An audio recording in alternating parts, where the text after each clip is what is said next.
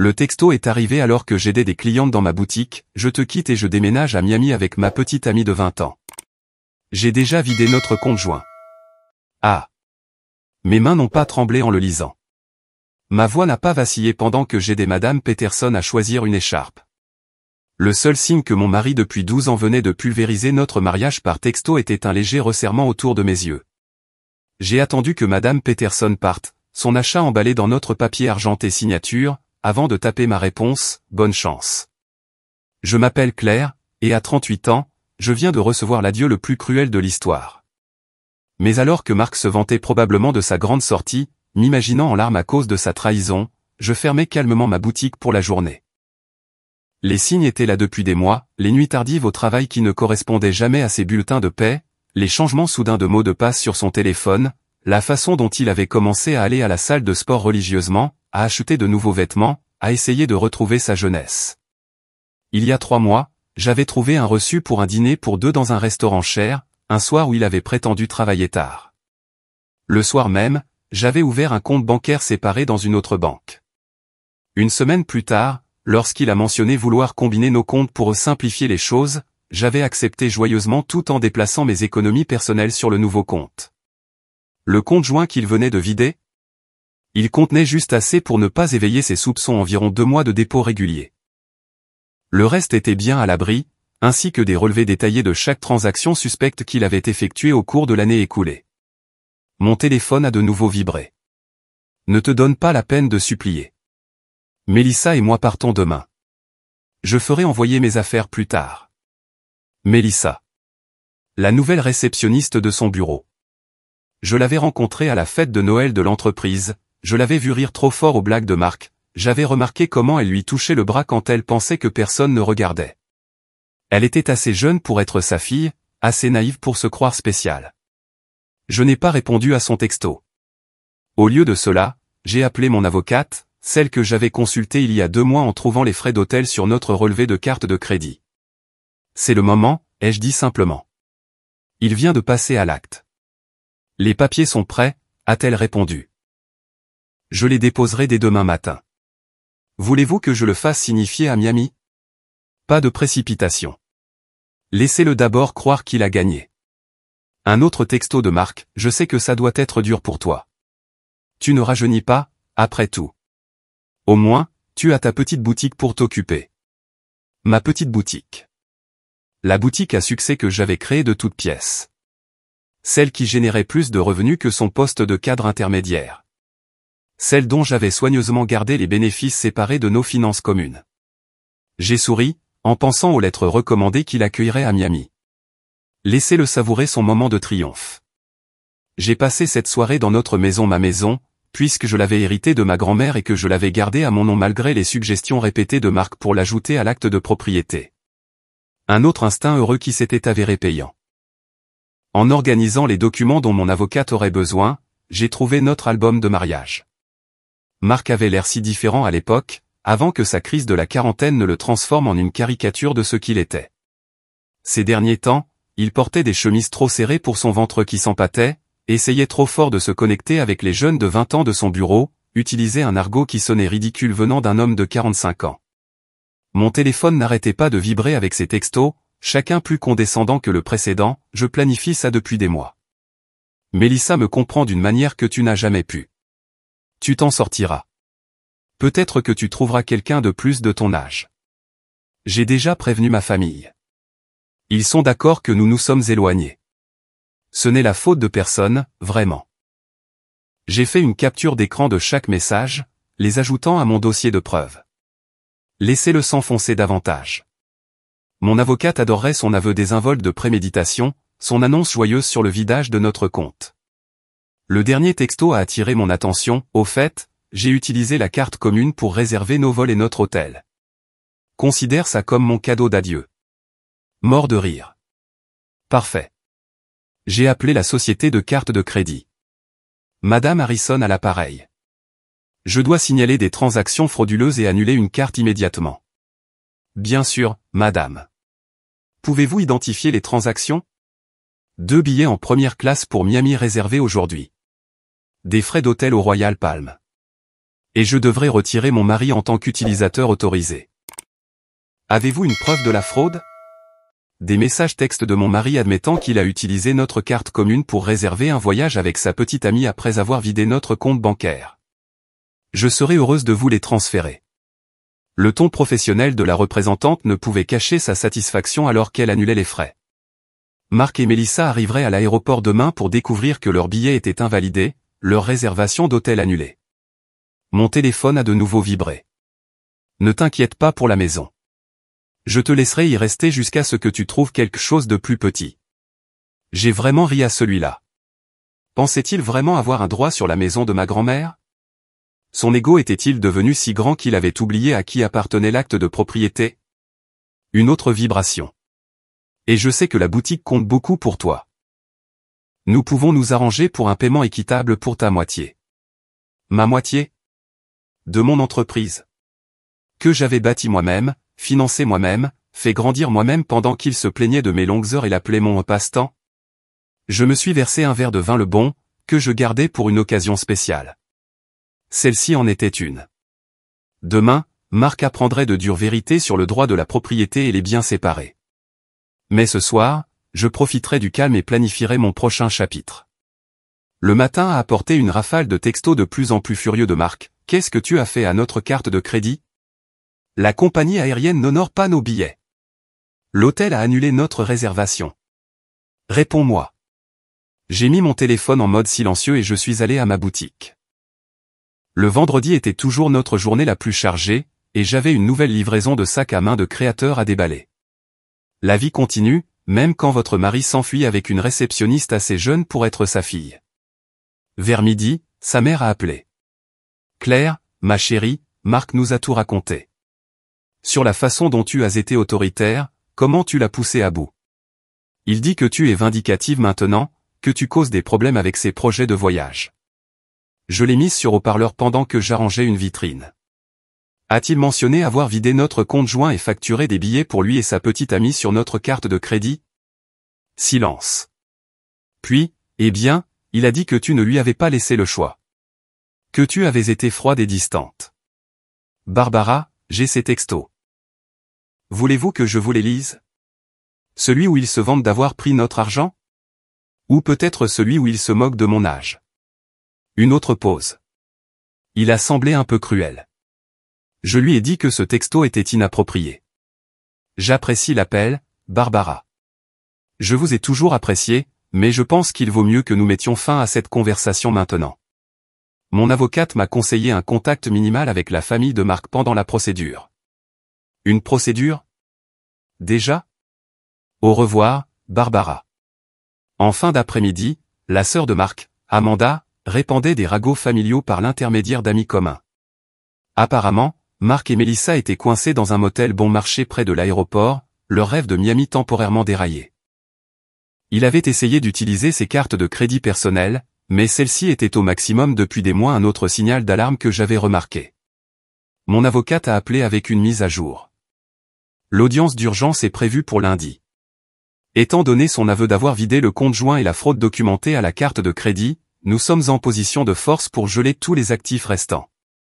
Lui a-t-on déjà signifié les papiers? Pas encore, mais il recevra les papiers à sa nouvelle adresse de motel. À ce propos, les réseaux sociaux de sa petite amie fournissent d'excellentes preuves. Elle a posté sur leur aventure toute la journée, y compris quelques commentaires de choix à votre sujet. J'ai souri, pensant à ma propre documentation, une année de frais suspects, de reçus d'hôtel, de textos qui prouvaient la préméditation.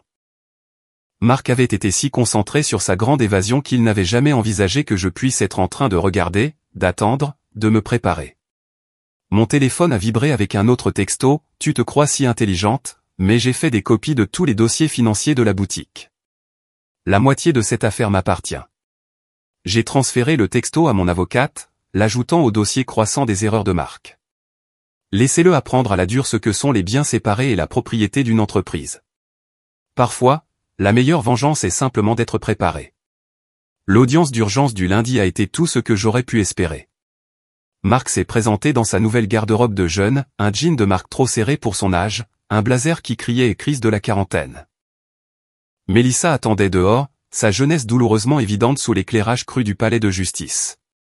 Mon avocate a présenté nos preuves méthodiquement, le texto joyeux de Marc sur le vidage de notre compte, sa fraude à la carte de crédit, son historique documenté de dépenses cachées, chaque pièce soigneusement collectée pendant des mois d'observation silencieuse. Votre honneur, a tenté l'avocat de Marc, engagé à la hâte, mon client admet avoir pris des décisions irréfléchies, mais les actions de Madame Harrison ont été vindicatives et calculatrices. Calculatrice, a contré mon avocate. Vous voulez dire prudente? Ma cliente a protégé ses biens propres et a tenu des registres détaillés du comportement suspect de son mari. Ce n'est pas de la vengeance, c'est de la gestion intelligente. Le juge a examiné ma documentation, l'acte de propriété séparé de la maison, les statuts de la boutique à mon seul nom, la séparation minutieuse des finances professionnelles et personnelles dont Marc s'était toujours plaint. Monsieur Harrison, a dit le juge en s'adressant directement à Marc, vous avez admis par texto avoir délibérément vidé un compte joint et utilisé des cartes de crédit communes pour financer un voyage avec votre petite amie.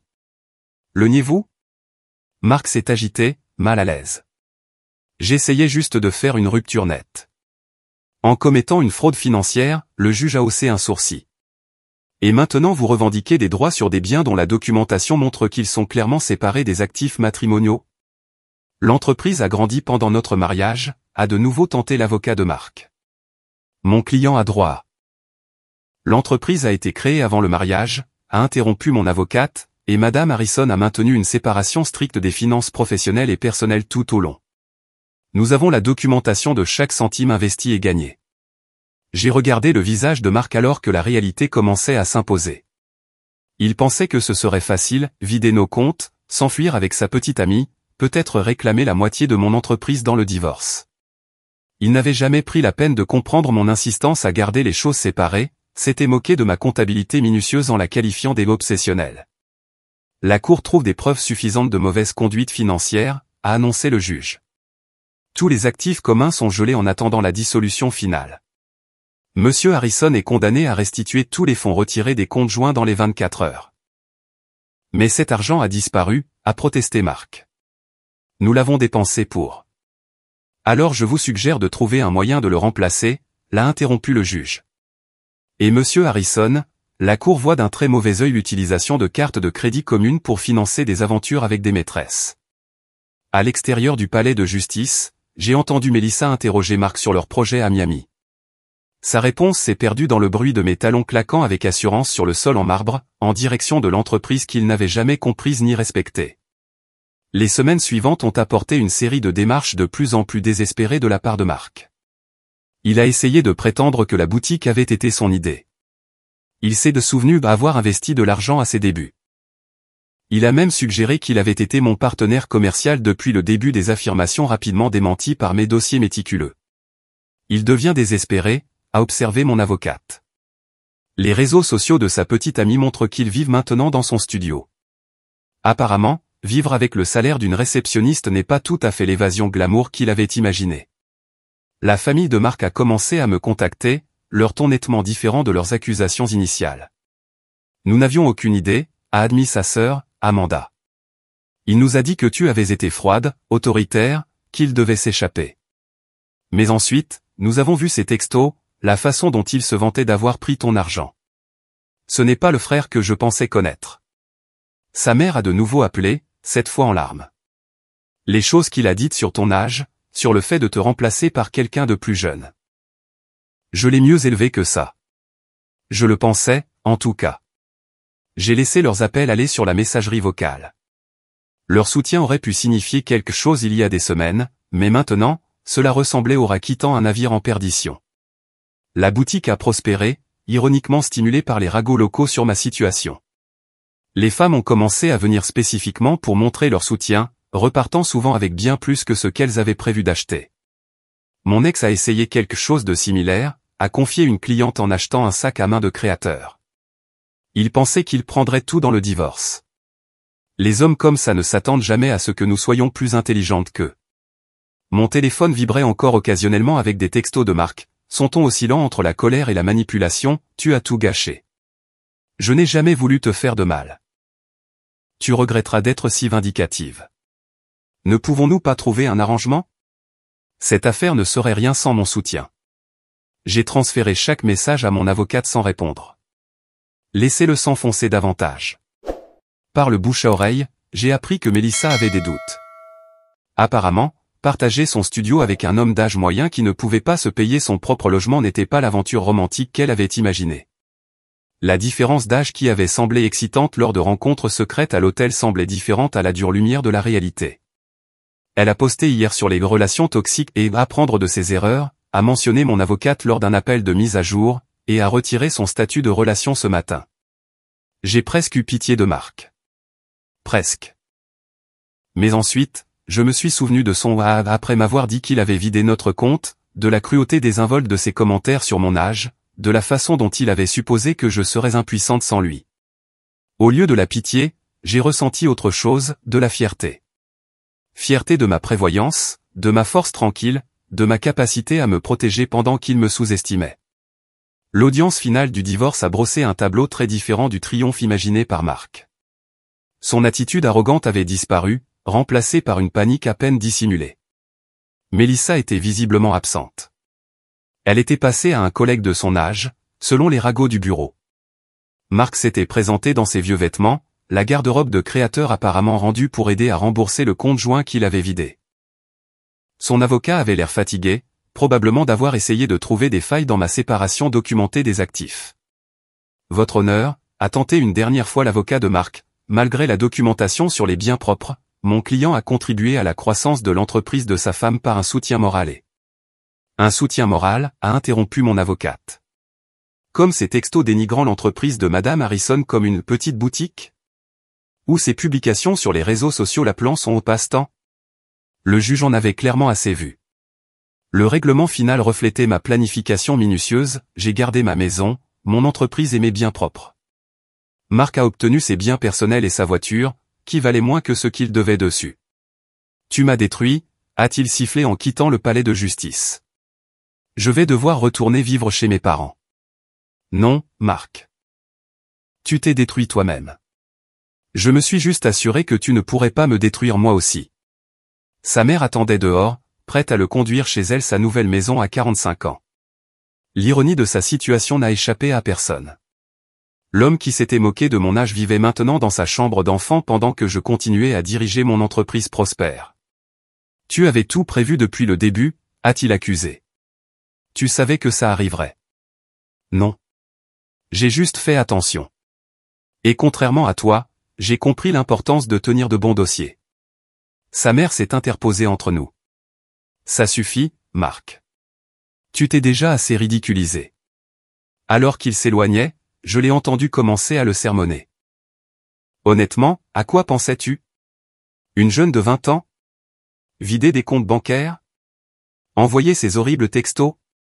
Je les ai regardés disparaître dans le parking, ne ressentant rien d'autre que du soulagement. Marc avait pensé qu'il écrivait la fin de notre histoire avec ce texto cruel. Au lieu de cela, il avait simplement mis en marche mes plans soigneusement établis. Mon téléphone a vibré, non pas avec des textos de Marc cette fois, mais avec des notifications de nouvelles commandes sur le site web de ma boutique. La vie avançait, mais pas dans la direction qu'il avait imaginée. 6 mois après la finalisation du divorce, ma boutique s'était étendue à un deuxième emplacement. L'ironie ne m'a pas échappé.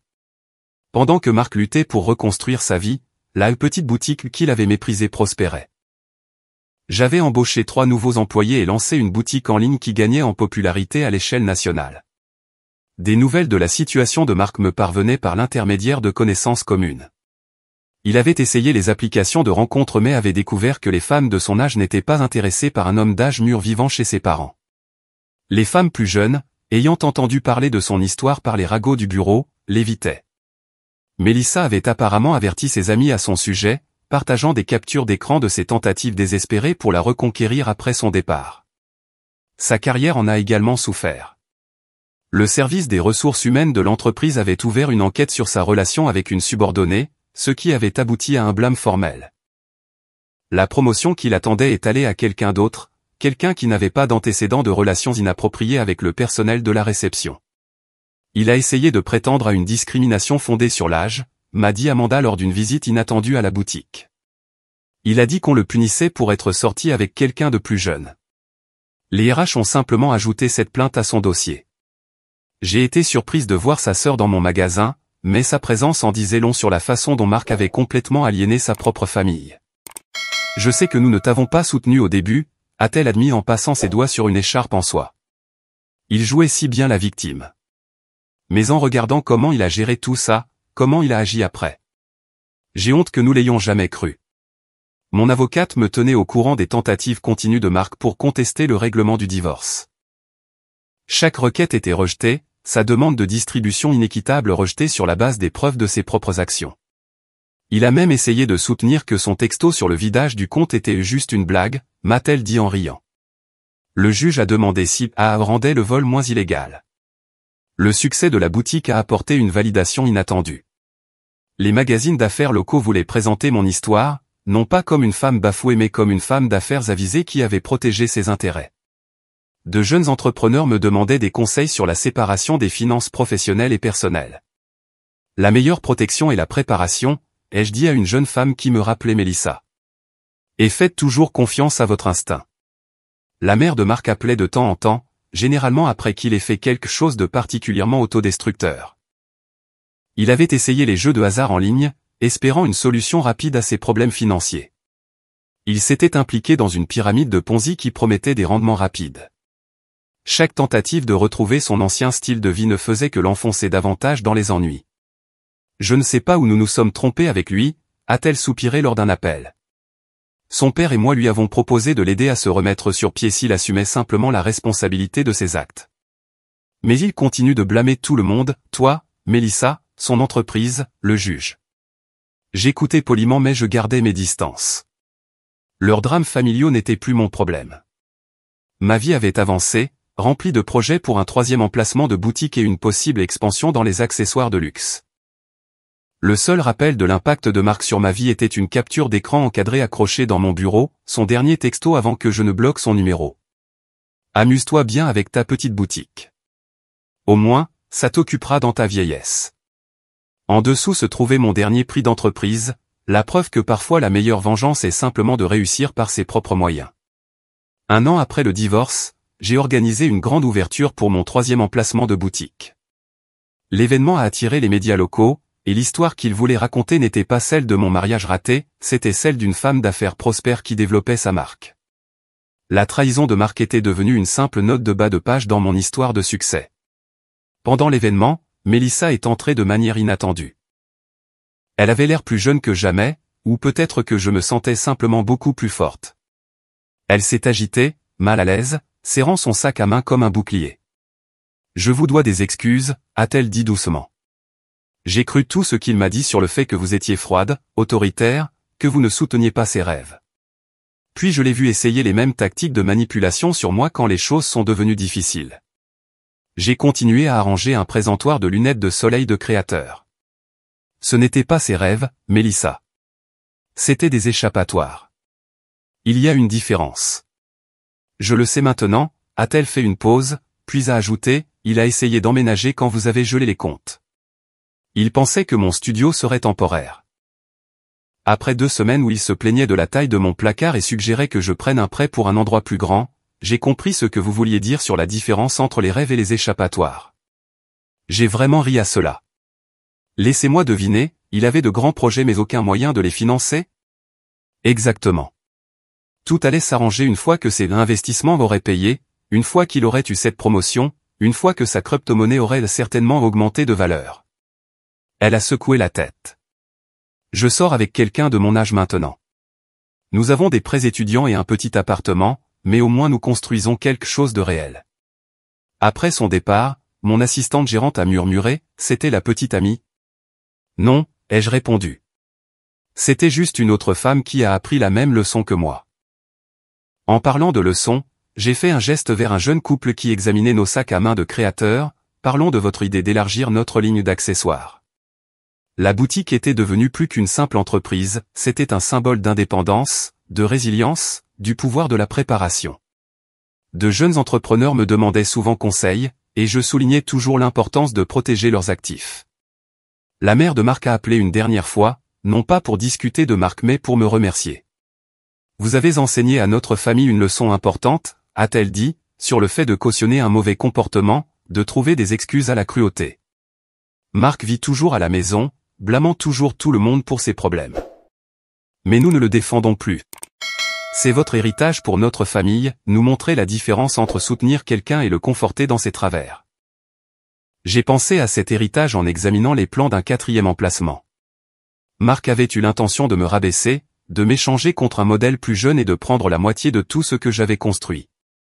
Au lieu de cela, il m'avait involontairement poussé à devenir encore plus forte, plus prospère.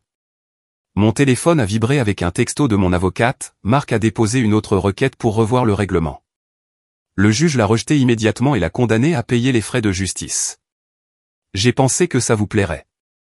J'ai souri en pensant à lui dans sa chambre d'enfant, essayant toujours de réécrire une fin qui avait été déterminée au moment où il m'avait sous-estimé.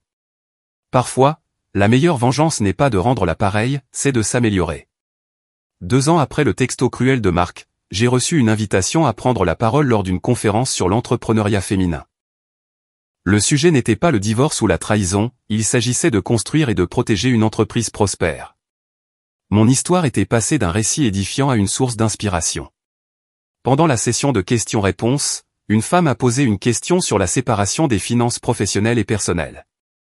Mon mari dit que je suis paranoïaque, que le mariage signifie tout partager.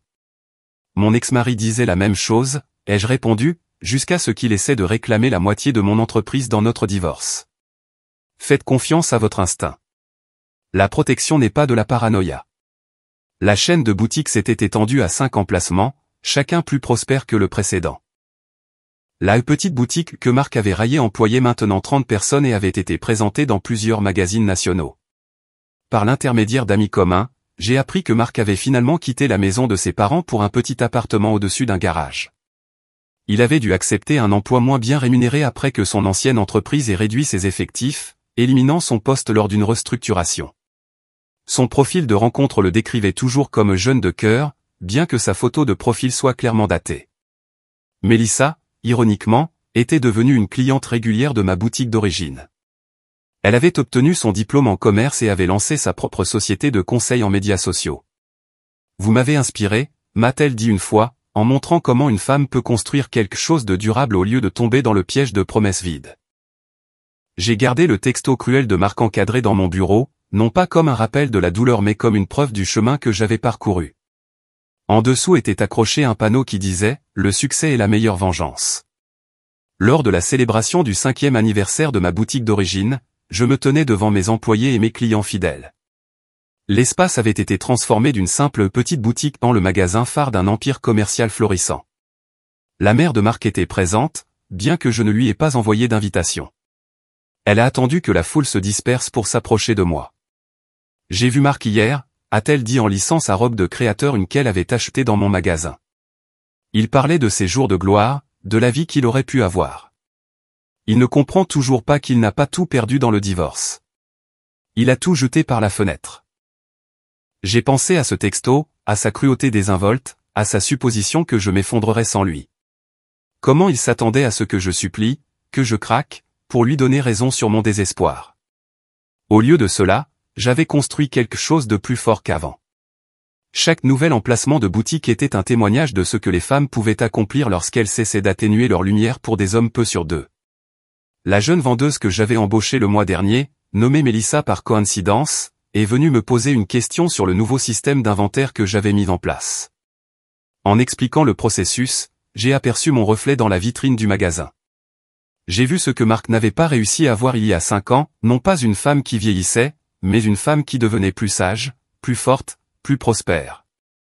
Son texto cruel était censé être une fin. Au lieu de cela, il avait été un début, non seulement pour moi, mais pour chaque femme qui a entendu mon histoire et a réalisé qu'elle méritait mieux que la crise de la quarantaine de quelqu'un d'autre.